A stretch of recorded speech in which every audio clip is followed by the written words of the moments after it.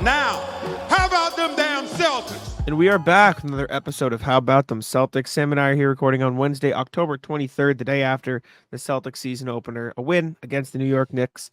Ring night, championship banner night, all that good stuff. We talked about it a little last night. We'll expand upon it here today. But how you doing, Sam? Doing great. Couldn't be better. Celtics beat the piss out of the Knicks yesterday. They didn't get to have a championship parade in the streets outside MSG, and the Celtics are rolling. They look the best that they could have possibly looked, and we have an excellent show today to talk more about the game. We talked about the game yesterday, but we didn't really talk as much about the surrounding aspects of the game. So we have some really cool stuff about the ring ceremony from the players. We have little takes from the Knicks locker room. We have some Giannis, and then we have some around the NBA stuff. And then we will, of course, do the rat list. You want to make sure you subscribe to the channel because Jack and I are here no matter what.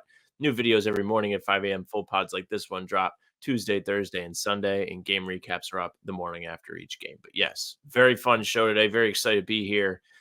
I'm on my third coffee of the day, which honestly is not necessary, but I just kind of felt like having coffees, and I just can't stop.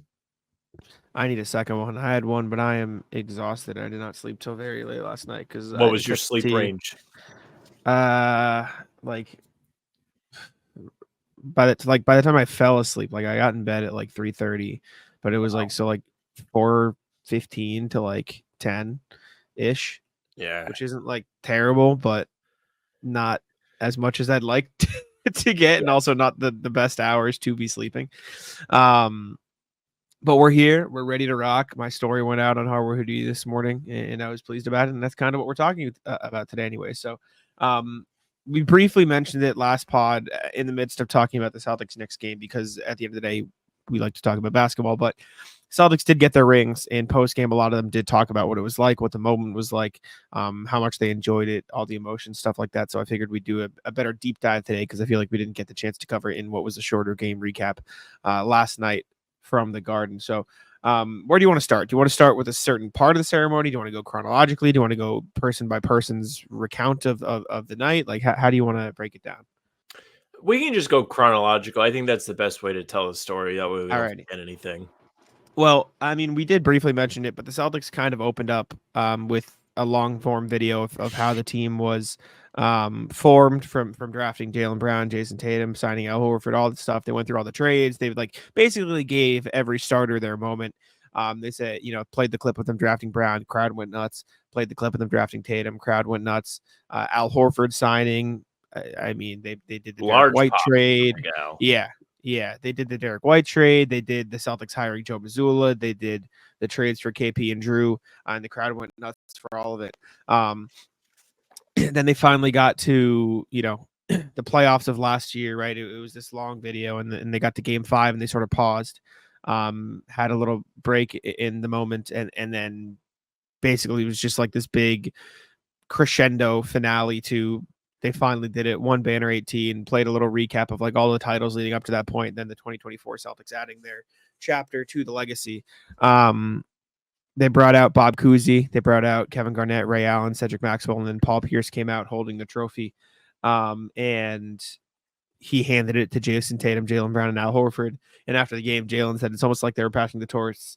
I was fighting them back at the start of the game. It was amazing. Like, and I wrote about this when I was, detailing it for my story. Like, that's not an easy thing to do. Like, this is a very hard Celtics team to crack. Like, Tatum is very stone-faced, Jaylen Brown's very serious, even Joe Mazzulla, like, as much as he is very open about how he feels about certain things, is like scarily like straightforward. Like, he is not a very like outward emotional guy, and all of them after the game talked about like, yeah, man, I was fighting back the tears. Like, you could just tell how much the moment meant to them. Even Tatum talked about it. Like, after the rings were handed out, they went player by player, coach by coach. There's a thread on my Twitter if you want to see everybody getting their rings.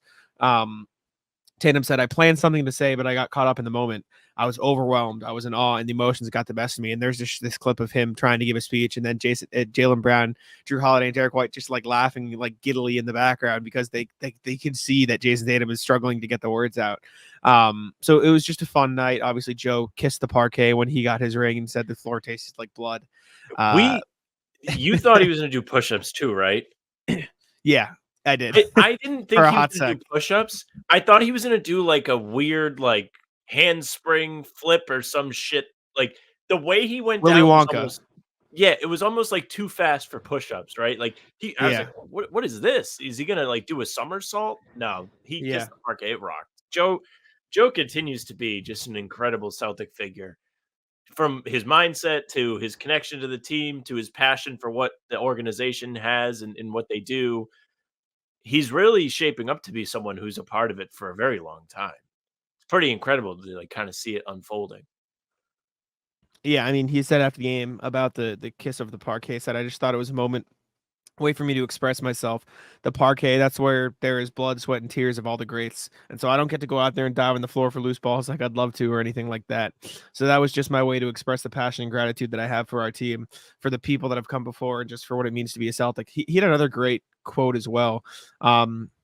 He was asked about the ring and he said it's too big and I'll never wear it. And he he said that the banner was meant more to him. He said, "I come in here every afternoon and take a look at those banners and they represent so much. And so the banner was the highlight for me because it represents a lot of things that go into it.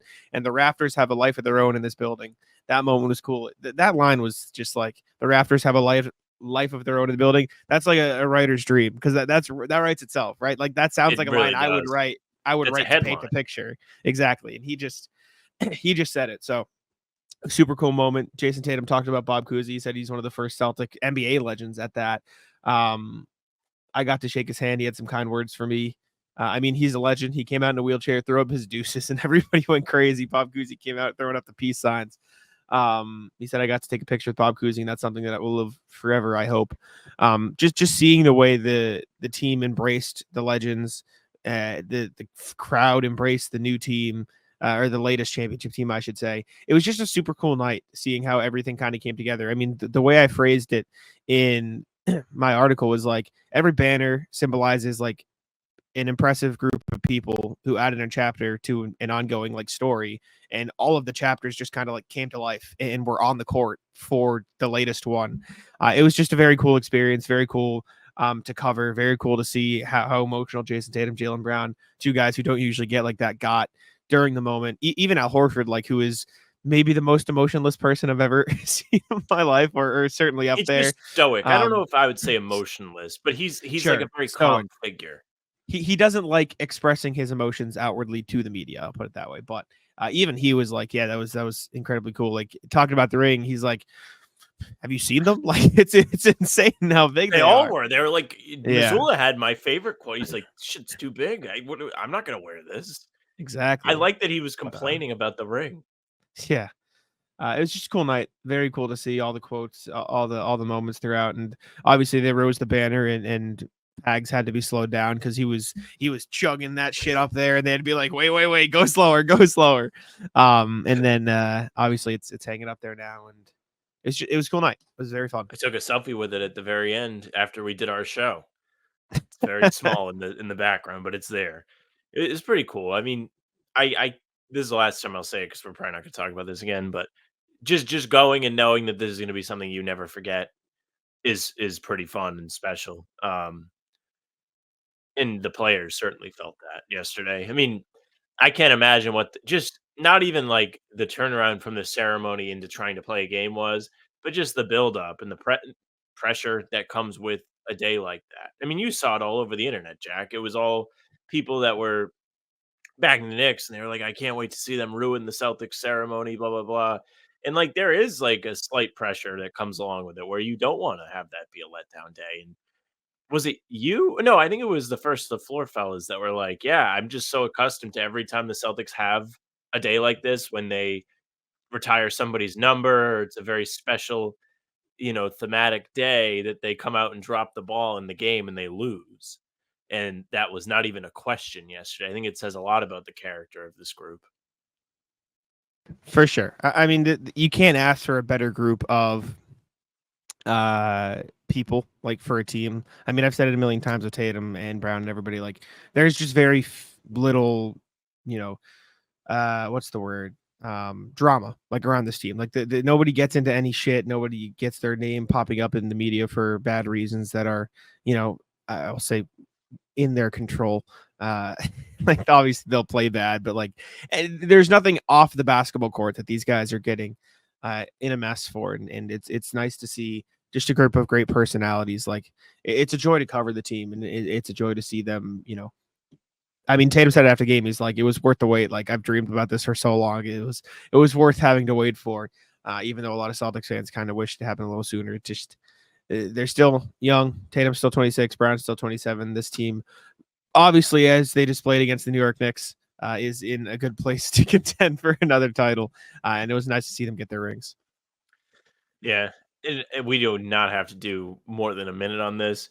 I do wish Marcus was there as a part of the team. I wish he got to be a part of it. It sucks.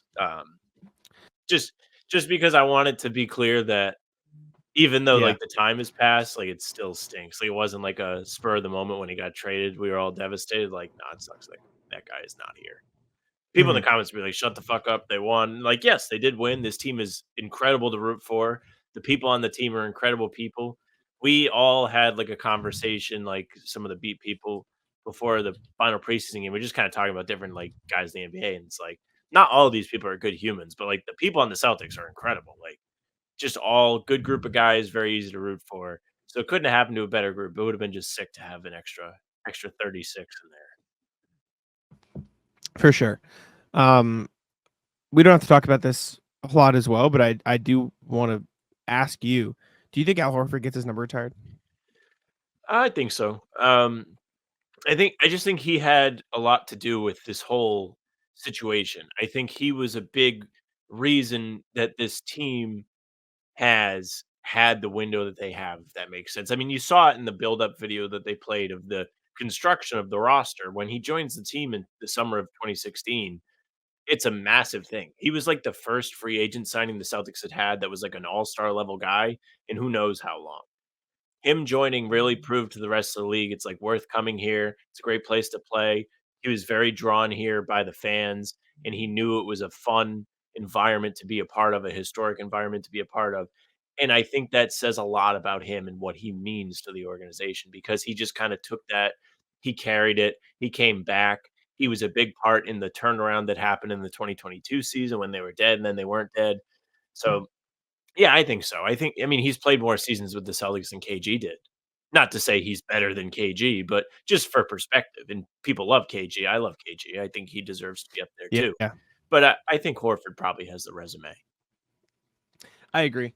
I only ask because like they can only retire so many numbers. There has to be a limit at some point. That's one of those numbers though that like is like yeah. Well, I feel the same way about 36. I don't know if it should be up there or not, but like nobody's clamoring to wear that. It's true. I will say 1, 0, and 7 go up. They're gonna have like no single digit numbers. And the craziest part is if this group wins like 1 or 2 more, 9, 4, and 8, they're probably also going to 4 and 8 too. If Jrue Holiday wins 2 or 3 titles in Boston, probably right. Like you know what I'm saying? Like as much as there is a high standard for the Celtics, 2 or 3 titles probably meets the qualification. Well, if that happens, then they will not have any numbers 1 through 10 or 0 through 10. Exactly. I think it will get to a point where it's like names with the number up there and they get redistributed. Or like I asked Jrue Holiday for permission. He said I could wear it. You know what I'm saying? That type of thing. I don't know if I'm freezing, but speaking of the summer of 2016, like when Durant was a possibility, there was real discussion about letting him wear 35, despite it being up there for Reggie Lewis. Like the family had given permission, that kind of thing. So I could see ways around it. I do think just having the names up there would be sick. It would be a change, and I don't know. Maybe there's like an upper echelon. I don't know if you want to do that and make them tiered, but gets tricky. But I don't know. Anyways, there's gonna have to be a solution to it. Yeah. But Prize Picks is America's #1 daily fantasy sports app with over 5 million active members. Prize Picks is the easiest and most exciting way to play daily fantasy sports, and unlike other apps, on Prize Picks, it's just you against the numbers. All you do is pick more or less on 2 to 6 player stat projections and watch the winnings roll in. 1 Caleb Williams passing yard gets you 1 win on Prize Picks for every week in September. That's right, only 1 yard gets you an automatic win every football weekend in September. 4 weeks of free W's. Don't miss this deal on Prize Picks because it's gone when September ends.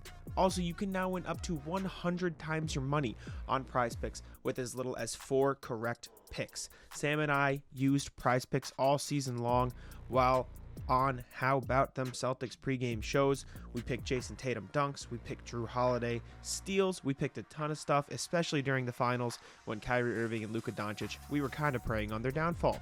Download the Prize Picks app today and use code CLNS and get $50 instantly. When you play $5, that's code CLNS on Prize Picks to get $50 instantly when you play $5. You don't even need to win to receive the $50 bonus. It's guaranteed. Prize Picks, run your game. Speaking of the next game, which we were talked about briefly and we recapped last night, Josh Hart was in the locker room after the game and said that the Celtics should be drug tested. Obviously, he was joking and he was like laughing off the loss, but he was asked about it. He said, NBA needs to drug test these guys. I've never seen anything like it before. Just talking about the insane barrage of threes that the Celtics poured in on the Knicks' head. And you know what, Josh? If I got beaten that way too, I'd probably be saying the same thing. Because as much as I do think the Celtics, it's not roids don't do that for you. Is it like you take Adderall and you're super focused? Yeah, is that what it these is? guys are just hopped up like on whatever the drug guys will get them play video amped. games and just like throw them back so they have the best reaction time to get greens on 2K or be good at MLB The Show or Call of Duty. Like, what are we doing? For as great as the Celtics played, like even that, like that for them was even like Jesus Christ. These guys just aren't missing. See the fourth quarter, they embarrassed all of us. They were getting booed, rightfully so. Bro, Sam Hauser had a great quote about the booing. He was like, "This place is awesome. We were up 30 and we were getting booed by our fans in the fourth quarter." It was just a hilarious game. I mean, the Celtics starters made almost 3 times the threes as the entire Knicks team. So, like, there is a point where it's like, Jesus, what are we supposed to do? The Knicks did not play good defense. Like, I was listening to Kenny Beecham talk about it on his channel tonight, and he's like exactly what we said last night. Like, they were just dropping back. The Celtics got open threes, and then as soon as Cat decided to stop dropping back, they cooked them.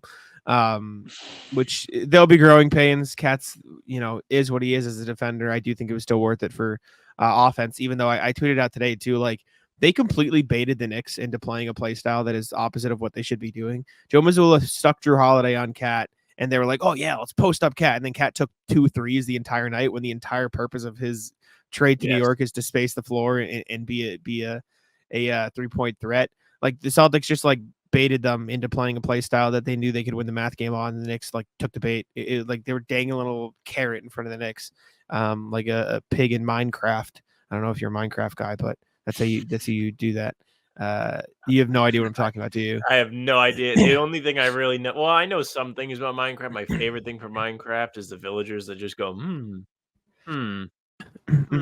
So basically in Minecraft, you can ride a pig with a saddle if you have a fishing rod with a carrot at the end of it. So you just hold it in front of the pig and it like runs along. And that's the analogy I was making there. They just kind of baited Cat into posting up instead of taking threes. But yeah, I mean, it was awesome. Incredible about last year's Celtics team is that they had a very similar coming together. I mean, you talked about it over the summer. Like, this is essentially how the 2023-24 Celtics came together. You had a trade in June to bring in one of the guys, and then one last-minute trade that came in and brought in another star. And the thing about them is they just never had any growing pains. Never. They won 5 straight games, lost 1 to Minnesota, then proceeded to never lose more than 2 in a row for the entire season. Hilarious. It's pretty good. It was a pretty good year for the Celtics. Sorry, I just hopped on Twitter and I saw like a video of Al Horford getting his ring, and someone said no one deserves it less, very bad guy. And I knew where the person was from before I even clicked on it. And it's got 16,000 likes and 2.1 million views, the tweet. Which I can only assume is all of Philadelphia. Yeah. Al Horford is like the funniest guy to hate because he just seems like a pretty like sweet dude, like nice guy, good family man, very kind, very handsome. Like, what is there to really dislike about him other than he sucked for Philadelphia and continues to torch them any chance he gets? The way that all happened is once again, the funniest way it could have happened. His Yeah. whole Celtics career, he's been the Sixers stopper. He's been the one that guards Embiid, and then they get him so they don't have to play against him anymore, and he can't play next to Embiid for whatever reason. It should have been a great fit. They trade him, and then he ends up back with the Celtics and manages to go to the finals twice and win a title. Can't write it. It's pretty good. It's pretty good. But yeah, Josh Hart said the Celtics should be drug tested. Haha. That was kind of the whole What a tangent. bit. Minecraft, Al Horford. Yeah, I was like, where do we get here? I was like, where do we start from? Let's go to Milwaukee though, because Giannis called Jaylen Brown the best player in the NBA. Listen, I wrote about this today, and I saw Celtics Twitter like all up in arms, like, oh, this guy's doing it again. Like this is like the same thing Giannis has said every single year. It's just like whoever is Finals MVP is who he calls the best player in the league. That's what he's always like. He said, I feel like the best player is the guy that wins the championship, wins it all, and is the best player on his team. So the best player in the NBA, I would probably say, is Jaylen Brown. You cannot say you're the best player if you're on a team that didn't win. Doesn't matter if you got the MVP or you're all NBA. If you didn't make your team win, it's not the best. Every single year he said this.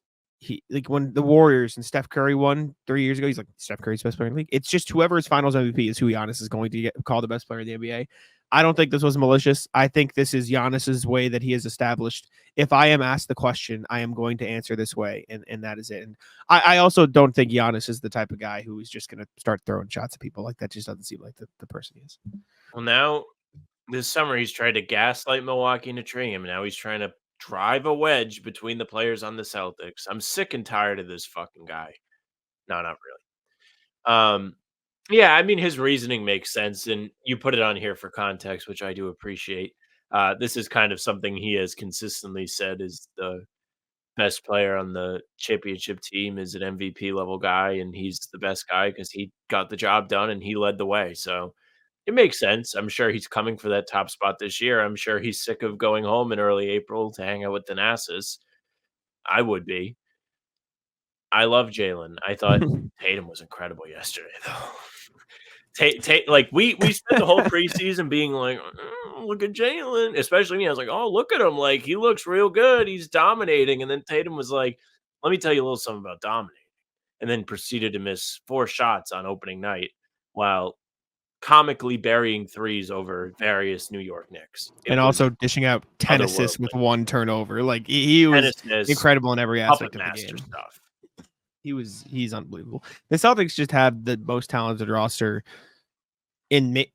I would say since the Warriors in the Kevin Durant era. Stan Van Gundy called it the most talented NBA roster he's ever seen in his life. So I think that's pretty high praise too. Yeah, they brought everybody back. Their bench guys are very comfortable with what they're asked to do, and they've gone out and improved over the summer. Who wouldn't be high on this team? Also, random tangent.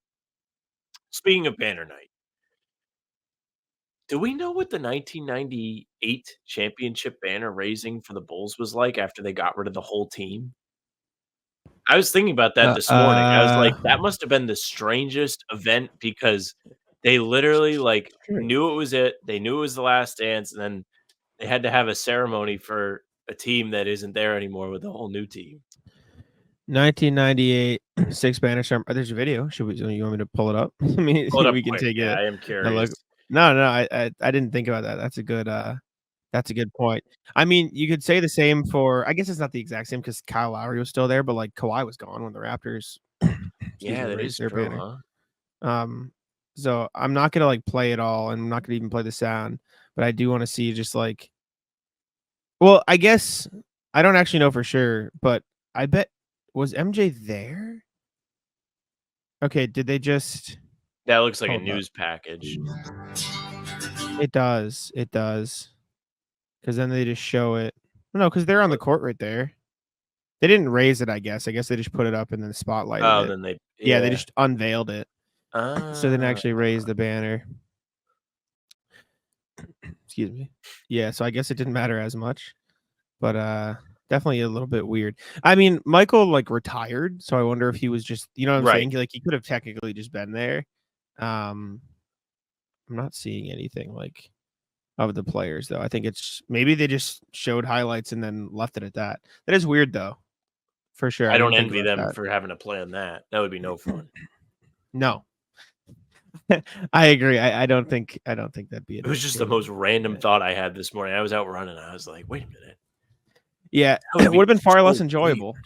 if the Celtics lost significant pieces and they weren't there for Because that. you But pointed out, like, Watson and Shireman just kind of had to sit there yesterday and be like, yeah, congratulations, fellas. That was the whole Bulls team in 1998. yeah, it's true. Anyways, we can jump over to also. Wait, did you see Svi tweet about his ring? He goes, "Anybody got a FedEx hookup?"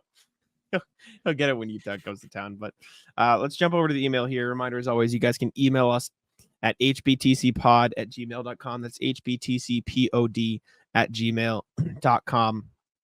Start with RJ. And this was before the game on opening night. He said the Celtics are winning 70 this year. Here's why. This aged well. Morning, folks. I'm writing this a few hours before the game tonight, so you won't read it until sometime after the game. Maybe I'll look goofy already. You don't. But I'm solidly behind the idea that the Celtics will win 70 games this year, and the reason is simple. Luke Cornett, Peyton Pritchard, Sam Hauser, Xavier Tillman Sr., Nimish Queta, Jaden Springer, and Jordan Walsh all don't suck. No one is asking them to be the next JT, JB, Kristaps, whoever. They just have to come in and play their games and focus on awareness. All of them know each other individually and as teammates and make a difference on both ends of the court. NBA fans get so enamored of the spectacular that we overlook the simple truth that not sucking can win you a lot of possessions. Not sucking for extended stretches will frustrate and wear down your opponents too, so that eventually they will suck. So there's the motto for 24-25 Celtics. We don't suck. Be well, RJ. You don't look crazy. That should be on the playoff t-shirts. We don't suck. I think that's a pretty good motto. They don't in fact suck. Yeah. Next thing, RJ say today's hot take. This was after the game. RJ says, even folks. So Celtics are kind of good. Just imagine when they get KP back. Be well, RJ. Yeah, I think. Did you tweet it or retweet it? Tweet. Yeah. It was just like, what was it? They got a part-time 7-footer. Yeah, I'll pull it up in the DMs because it'll be right there. Somebody was tweeting about what transpired on the floor last night. The craziest part about this Celtics shit is they have a 20-point per game defensive demon all-star big that works part-time for them. Yeah, and shoots, lights out from 3 as well. Him working part-time is such a funny concept because it's kind of true, even though he would like to be there. I heard that he is going to Washington, which is good. Traveling. I think he's obviously not ready to play, but I don't think he is in like devastatingly bad shape. I think he's all right for now. We'll see.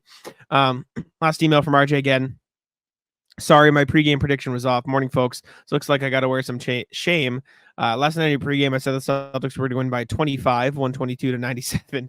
They only managed a 23-point blowout with 132-109. I'll try to do better. Be well, RJ. Yeah, you should be Come better. on, RJ.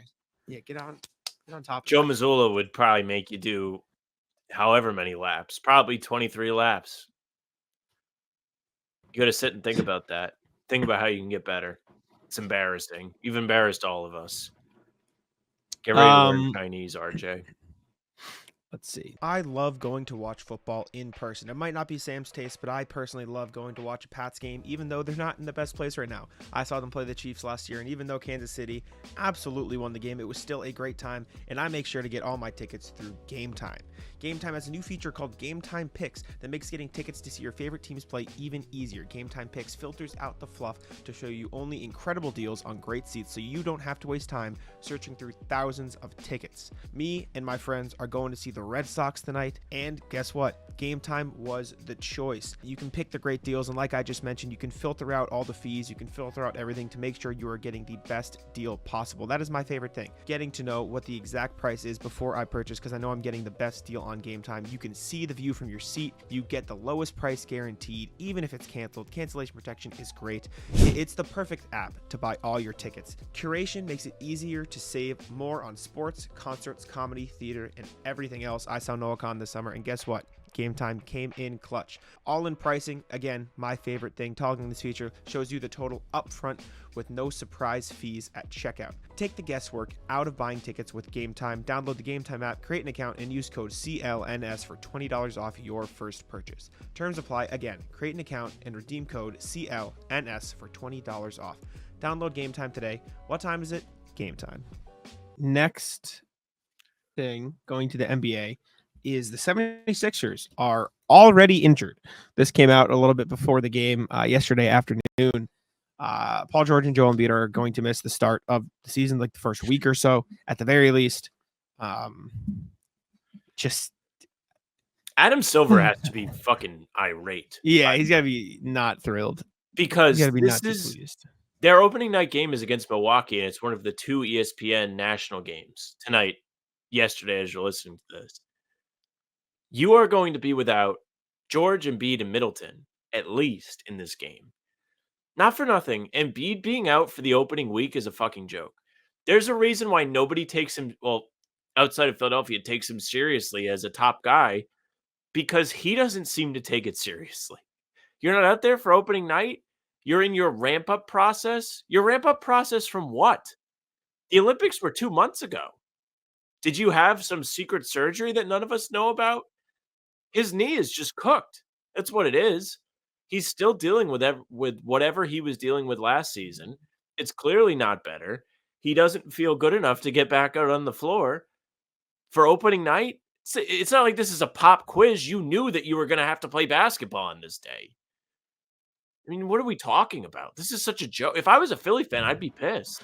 Well, it wouldn't surprise. Like, I think they probably are actually hurt. It's just unfortunate that is how their bodies are. Like, I would be mad, but I don't think necessarily mad Embiid and George. Maybe like injuries happen, and when the Sixers assembled this team, they did it with 2 guys who are known for being injury plagued.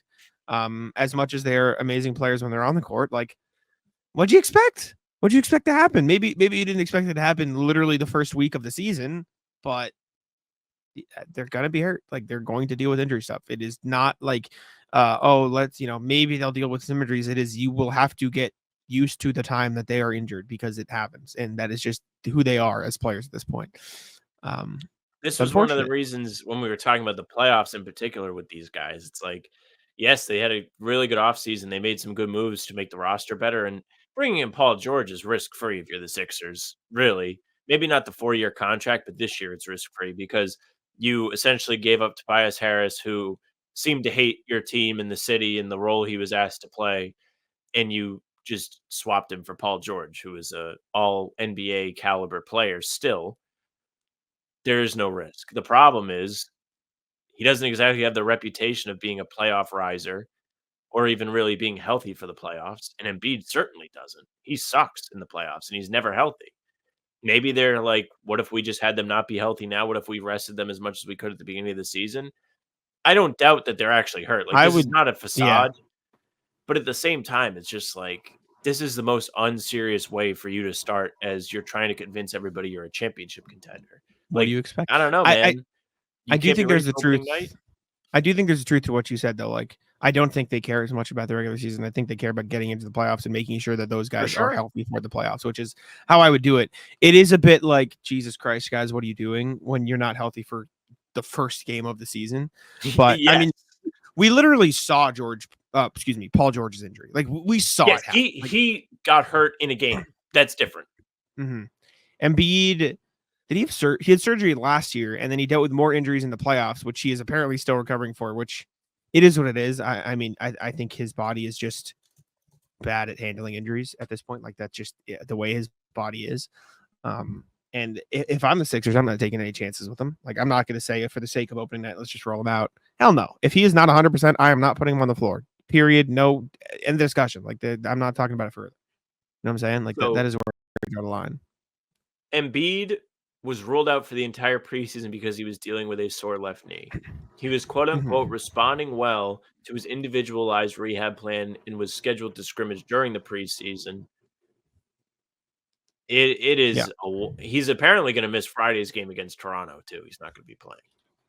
Yeah. So he's going to miss the first. Yeah, he's not playing the first week. Ridiculous. Yes. Just, it is what it is.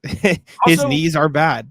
Not for nothing, if I'm a Sixers fan or even the Sixers, what the fuck are you playing in the Olympics for? If you're hurt. That's true. Seriously. That is very true. I mean, if you can't play for the Sixers, you shouldn't be playing in the Olympics. They should have given It's not the same Kawhi thing, could- but it's similar to the Kyrie when he played in the All-Star game and then wasn't ready to play for the Celtics after, where he was hurt and he suited up for that game. It's not exactly the same. The Embiid one is worse, I think. Like, They should. you're Sixers should clearly have pulled not him healthy. like they should have pulled him like the Clippers pulled Kawhi. Like, if I'm the Sixers, I would have said, "Don't play." Like, bro, Kawhi, who what are you that doing? worked very well for. It's true. Some players are just injury prone, man. Like that's just the way their bodies are. It sucks. I wonder how much that has to do with diet. Seriously. A Uh, lot of, like, scientific medical people will tell you, very good description by me, will tell you if you eat right, you will be less prone to injuries. You have to fuel your body correctly, but I don't know. I Could have to get do with it. being 7 feet. Maybe for Embiid, because I mean, I don't know what his diet is like. I can't imagine a world where Kawhi Leonard isn't a very healthy eater. Like, you know what I'm saying? Like, of all the people, I obviously don't know, but I can't imagine that he is not a very healthy eater. Let me look it up. Kawhi Leonard, excuse me, diet. A real life diet with Kawhi Leonard in 2017. GQ. Is there like anything like quick that I can see? You just grilled chicken and fish with vegetables. Sometimes sandwiches, usually healthy. Like, yeah. So like as much as diet maybe plays a part in it. I don't know. Who doesn't love a I get sandwich? it, but Kawhi's just putting back Jersey Mike's. That's what he's doing. other game on opening night was Lakers Wolves. Lakers got a win. That's embarrassing. Anthony Davis looked incredible in this game. He was on fire. Bronny James got in the game for the photo op to play with his dad on opening night, and he probably won't see the court much else this season. Hopefully he spends some time in the G League. Julius Randle looked like Sam was correct about him. And yeah, the Lakers got a win because Anthony Davis had 36 points, 16 rebounds, 4 assists, 3 blocks, and 13 free throws. So pretty good night for AD. I mean, much to your chagrin, Ant wasn't great either. He only shot 40% from the field. 27 points on 25 shots isn't the greatest. He's better than Tatum, though. That's what I hear. Even Chenzo also not great in his debut, 3 of 11. Just taking a look here. First and foremost, if you lose a game when the Lakers play Bronny before the game is decided, that is grounds to have a serious discussion within the front office. I will say he did play 2 minutes. Like, it was purely let him get on the court and get him off the court. So it's not like he played actual minutes, but he played. And I believe his minutes came at the end of the first half when the game was blown open by the Lakers, right? Yes. Yeah. They were up by like 20 when he came in the game. He played just under 3 minutes, got 2 shots, missed them both, missed a 3. He did not turn the ball over, but he had a big offensive rebound. He was a -5 in a little less than 3 minutes. Kind of funny. Other takes from this. Bronny being on the Lakers may be one of LeBron's biggest achievements. Like, you have to think, like, people have MVP awards, they have All NBA, they have Finals MVP, they have championships. There aren't a lot of people that have a legitimate human accolade that they can point at. Like, I got my son on the fucking team, and I made the coach put him in, not in the fourth quarter. Like, in true. the middle quarters of the game, he got real minutes when he clearly For does what it's not worth. belong. No, I've said it a million times. I think Bronny will be an NBA player. I don't think he is an NBA player. That's why I said will be. I think if LeBron was not his dad, he would have stayed in college for 2-3 years, came in as like an older prospect, maybe had a little bit of impact, then grown into a role that way. It's just going to be interesting to see how it plays out now. Because like I say this for every single player. Like, I do think if you are a good defender, you can figure other stuff out. And I think that is the case with Bronny, especially considering like learning from LeBron James probably means he's a pretty smart basketball player, just objectively, right? Like he probably grew up knowing the game at a pretty high level. But regardless, yeah, there's a layer to this where it's detrimental to Bronny because of the CBA. Look at somebody like O'Shea, right? O'Shea, decent defender, can't really shoot, whatever. They're not the same player. The point is, Bronny is wasting his guaranteed years to be in the NBA when he clearly is not ready to be there. These guys that get drafted and they sign these rookie contracts and they're under team control as almost a value roster spot because teams are trying to cut costs and find gems in the rough. The years that they have on those guaranteed deals are important because after that, the teams are not going to want to give them prove it deals because if they do go and prove it, they're either going to have to pay the guy or they're going to lose him to a team that will pay the guy. They would rather bring in somebody from the draft, see what they have with him, and so on. And LeBron is not going to be here for those years. Like, I understand the angling of I would like to play with my son and it would be cool to have him on the court with me and have him on the Lakers with me while I'm still playing. But it just doesn't make like from in a vacuum perspective, the actual contractual CBA and also like the window of opportunity for him to prove himself is going to close up probably before he's ready. Maybe. I think he'll be fine. I mean, I get it. That makes sense what you're saying. I just think guards who can defend will have a spot in the league and will get multiple chances. Like if you are a above average defender in the NBA, you will get chances. And I think that's what Bronny James is, even though his 3-point shot isn't great, even though his offense is very raw, even though he still has clearly has a ton of room to grow. Like he is very athletic and he has proven to be a fine defender. And we'll see where it goes from there. But well, I get the think point. of it like this. Springer on the Celtics is essentially the same build. He's a very good defender. He can't shoot. His offense is limited. But he's not LeBron James' son. But he's 21, 22 now. Mm-hmm. And we had a discussion within the last month of should they trade him to keep the Lonnie Walker deal alive and to keep the roster spot open. And the discussion was, do we even think another team around the league would take him? Yes. 100%. Okay. I don't think they'll take him now, but I think Jaden Springer will get another chance in the league because he's a good defender. I also think as much as you might not like it, the reality is people will give Bronny James chances because he is LeBron James' son and they saw how good his dad was. And even if they know he's never going to be anywhere close to that, he is LeBron James' son. He is objectively going to be a smart basketball player. He knows how to play the right way. And there has to be some sort of genetic talent there regardless. Like he will get chances because of that, as much as people may not like it. Like just, he will. That's just how it is going to be. So I don't know. But regardless, Lakers beat the Timberwolves last night. Just murdered the offensive glass. They had 15 offensive rebounds in this game. Defense looked really good. They only made 5 threes and they won the game, which is yikes. Not Missoula. No, everything I saw on Twitter, I obviously didn't get the chance to watch this game super duper closely because we were recording, we were doing Celtic stuff. I watched the end on the tee. Apparently Julius Randle's like body language and everything was just like awful. Like he's just like looked completely disinterested, looked completely lost. But Lakers apparently, according again, I was listening to a recap and like tried to catch up on stuff this morning. Kenny Beecham was saying like it looks like JJ Redick is trying to like go back to what won them the title in 2020. Like guys, you were a great defense, a great offensive rebounding team. Then you stop doing that. Like why? Like why would you stop doing that? And so Anthony Davis threw offensive rebounds, Rui Hachimura threw offensive rebounds, Jackson Hayes threw offensive rebounds, right?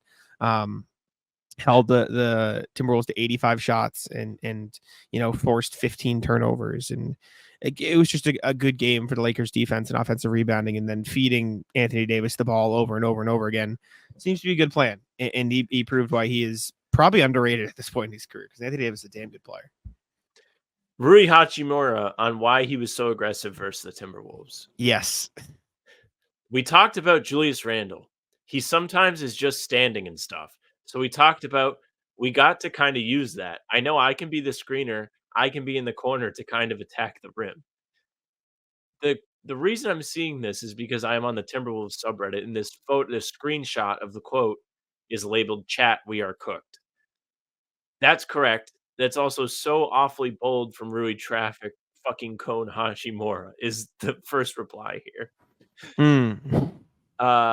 Let's see, man. I'm looking to see what they have to say about Randle. That's what I really want to see. Someone said Randle's the same person last night he has been in the past. We all know Cat was far from perfect, but Randle is pretty much a downgrade across the board from him. Randall will still give us around 20 and 10 when he's up to speed, but it's more about what he gives while being on the floor via lack of hustle, general aloofness, and poor defensive awareness. Oh, this Here is we going to go. be I electric. pulled up.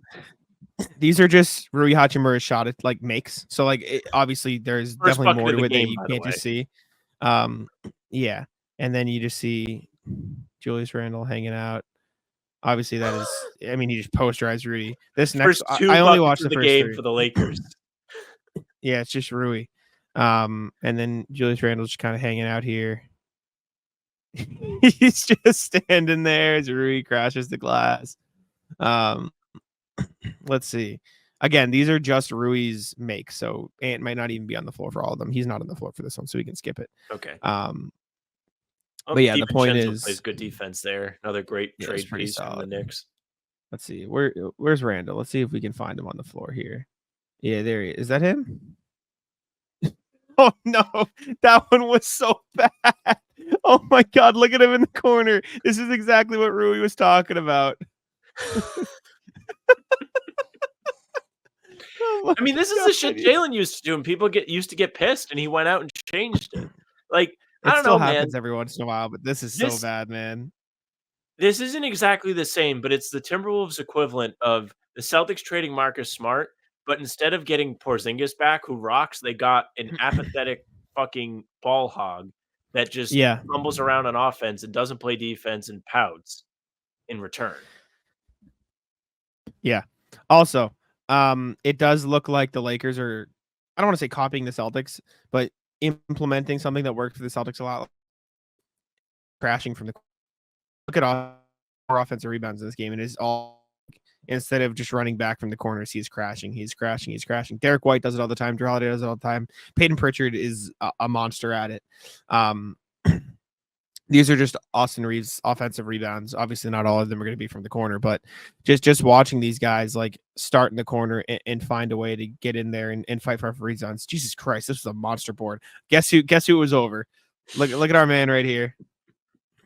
Just, oh my God, Austin Reeves is a monster on that board. Here we go again, crashing from the corner, getting in position. Like, this is very clearly something JJ Redick said. Yeah, go get offensive rebounds, crash from the corners, be better. And again, it helped them win the game. They had 15 offensive rebounds, and Austin Reeves has 4. So I'm not saying the Lakers are going to win a million games because of this, but like it does look like, even off like the rip, it does look like they're focusing on what they are good at rather than what they are not.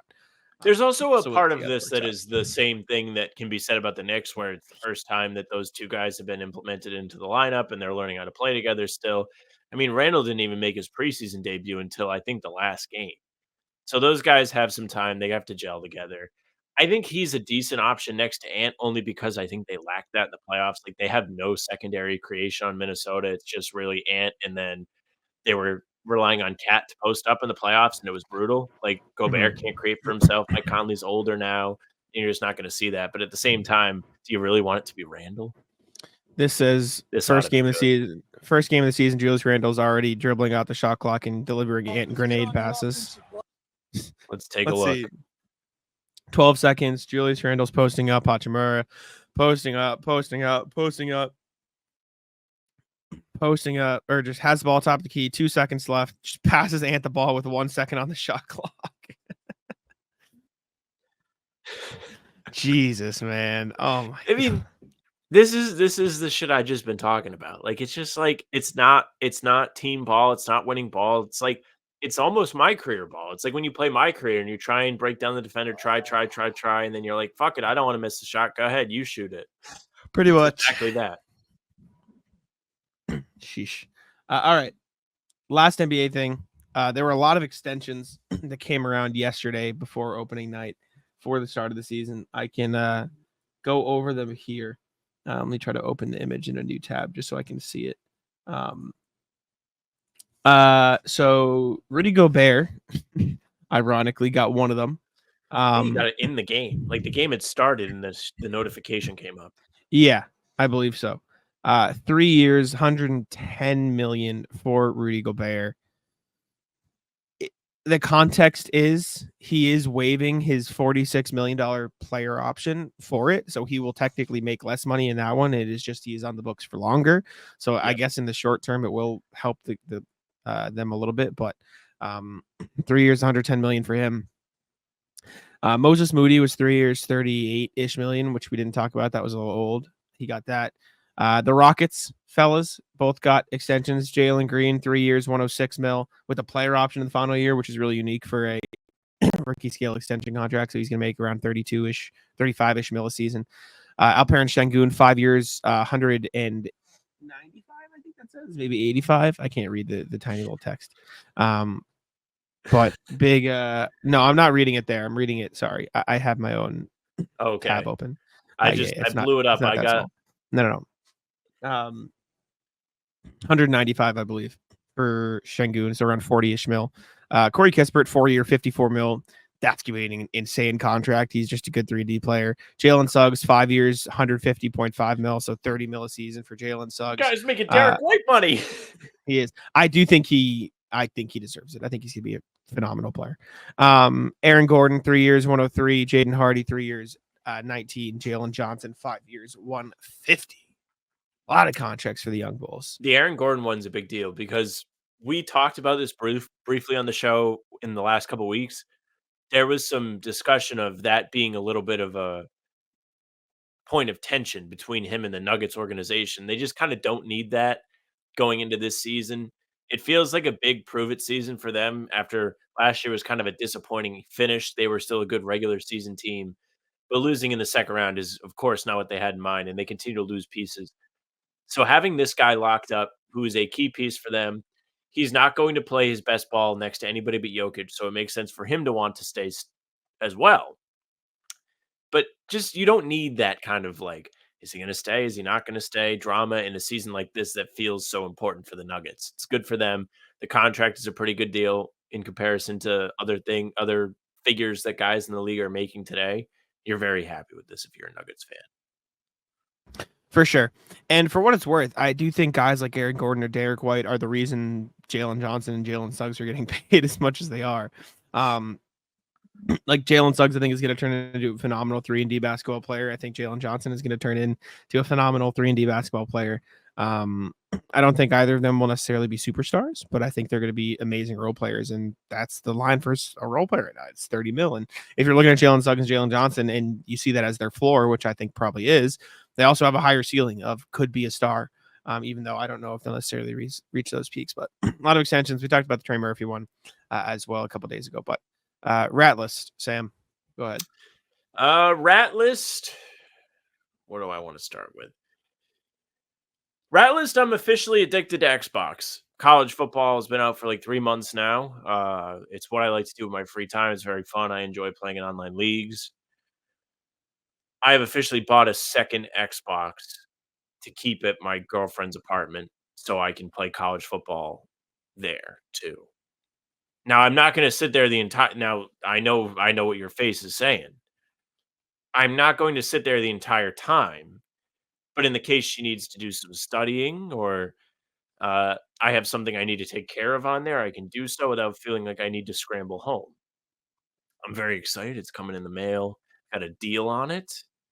Can't wait to download the game a second time and then be ready to play when I'm at the apartment this weekend. It's going to be excellent. That's bad. That's really bad. I told you. I said it. That's why you were like, you're just Christ. Now feeling you're addicted. I'm like, yes. That's sickening. It's sickening, but it also is a very reasonable solution to the thing. Like, it makes sense. That's insane. That's fucking crazy. No, it's not. It's not that crazy. That's you bought how a second unwind Xbox to keep at your girlfriend's house in case she happens to be studying while you're over there. Or if I am going to be there for an extended period of time, I don't have to worry about like holding up my leagues or like. You could just bring your Xbox, but you could just bring your Xbox there for an extended period of time. I already don't like packing up my podcast shit to bring it. Never mind if I'm on. My Xbox is like in the corner. I'm gonna have to unplug it from all this shit and pack the power brick and pack everything. I don't want to do it. That's crazy. I don't have the Series S. I have the big one. I have the X. It's a I do big too. Xbox. I'm not packing that up. That's insane. The fuck? Let's see. Dude, I don't do anything. I take the train, I come home, and that is it. Like, You never see there's anybody no crazy on the interest. train? You No, did nothing? no, What was the thing you tweeted no. yesterday? These guys look like they're 2 people in a trench coat. It's not a rat list. It's just a What random was it? dude wearing a it's just a dude wearing a tall dude wearing a trench coat. It looked like there were 2 kids like stacked on top. I can pull up the picture. It's just boring. Like, my life is very boring. I don't do anything. I An come umbrella. home, I play TCG Card Simulator, and I go to bed. That is What it. is that? It is virtual trading cards. You open Of a what? trading card shop, the game. Like, it's not like Pokemon or basketball. It is just like its own. Do you want me to show you? Here, I'll show you. I'll Explain pull it. up. No, I can pull it up. It's easy. Okay, I'm pull it addicted up. to the game anyways. It's called TCG Card Shop Simulator. You basically open your own card shop, I'll dig and you that can over like away. you can like open packs. You can like you stock stuff, people buy stuff, and you basically just run your own trading card shop. But the addicting part of the game is you pull packs, so you get your gambling fix without having to spend money and actually gamble stuff. Hold up, I have a Okay. customer at the front desk real quick. I gotta ring them up real quick. You gotta take care of them? Yeah, you know what I'm saying? I Okay. gotta make sure that he's all hooked up here. But yeah, basically how it is here, I'll share while I ring them up. You run this trading card shop, you ring up customers, and then you pull packs. And the pulling packs is the entertaining part. So I'll do that for here. You take some packs and then you open them up, and Do you they're have to all go into worth the a corner to do it?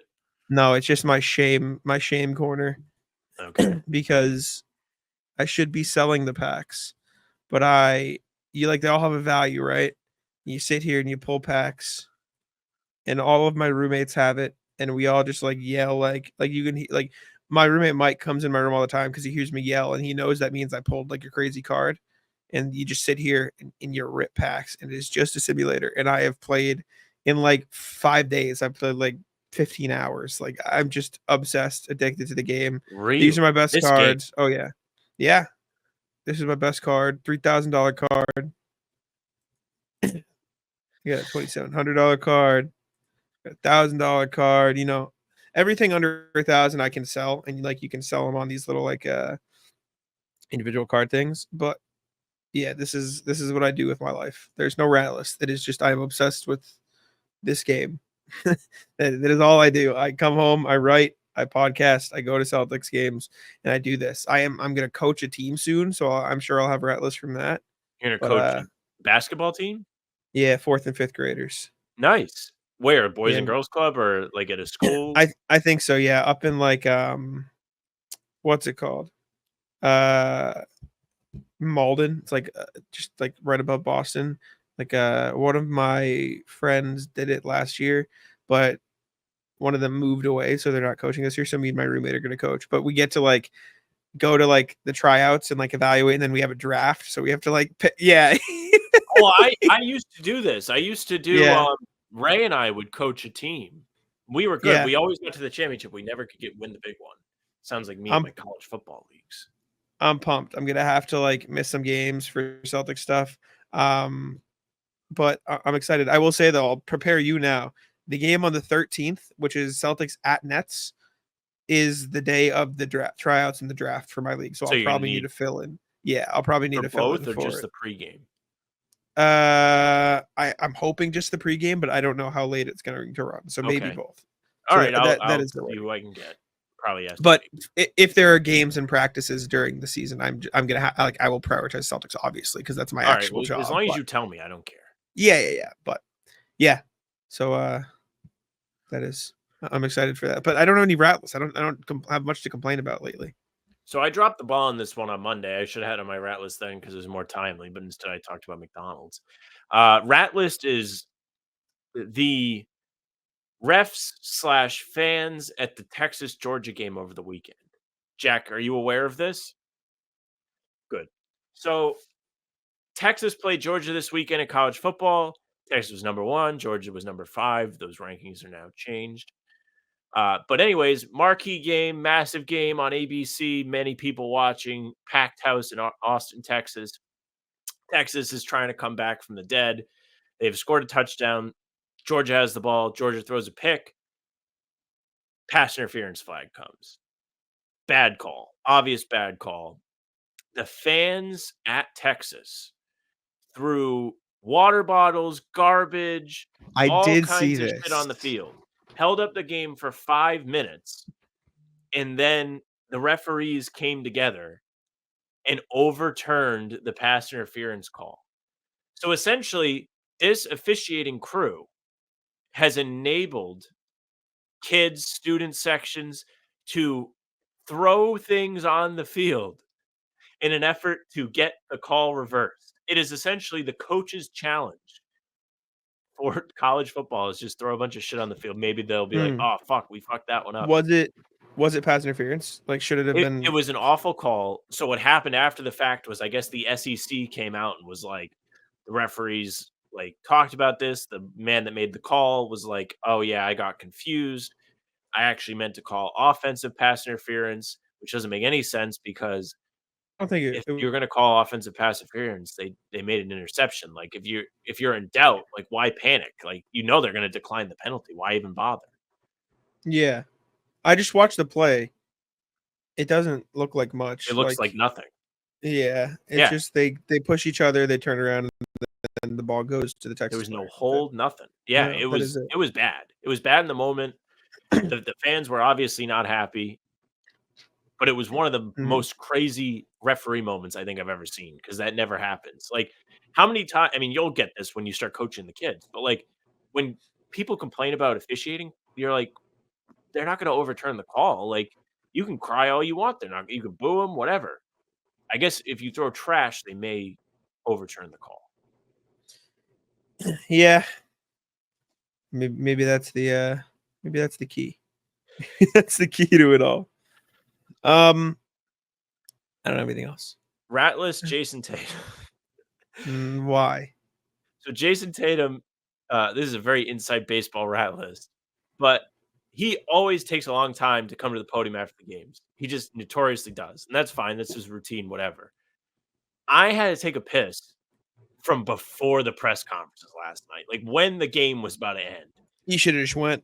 I should have just went. It's on me too. And there's will be a double rat list because I forgot about this thing I'm going to talk about after.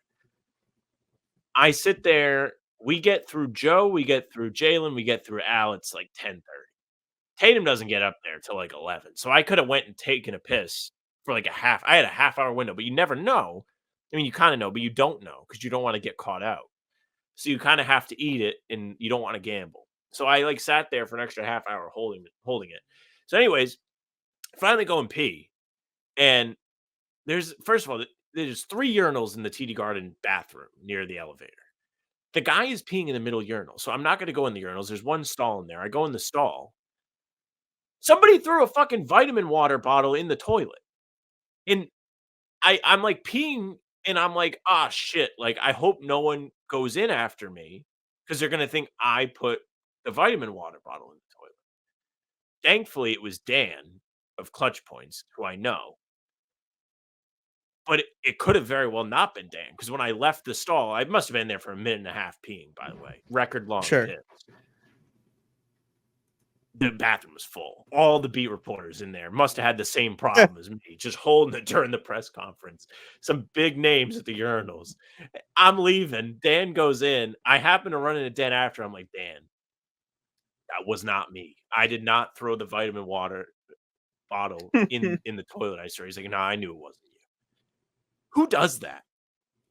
Because you got to think somebody's going to go in there and by hand take that out.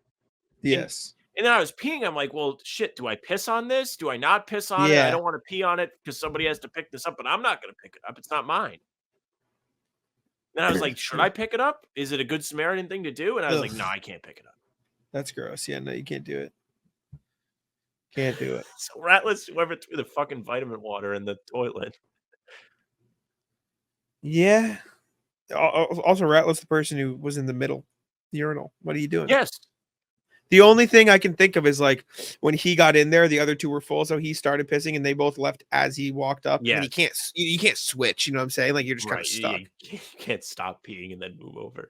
There's a Yeah, curb so- where Larry has to. He's like parking his car, and there's somebody that's Yeah. parked over the line, and he has to park over the line, and then that person leaves, and they're like, "You parked like such an asshole." It's kind of the same. He's like, thing. no, I had to. Yeah, Yeah. exactly. That's all I got. You got anything else? No, that's it. Good Ratless today. Good show. Good energy. Alrighty. Well, appreciate y'all for tuning in. Make sure to leave a like, subscribe to How About Them Celtics on YouTube, Spotify, and Apple, and I'll let Sam take it out. Hey, thank you very much for listening and watching. Make sure you subscribe, leave a like, comment, tell us what you thought of opening night. Tell us how excited you are to see the fellas play against the Washington Wizards. Who wouldn't be?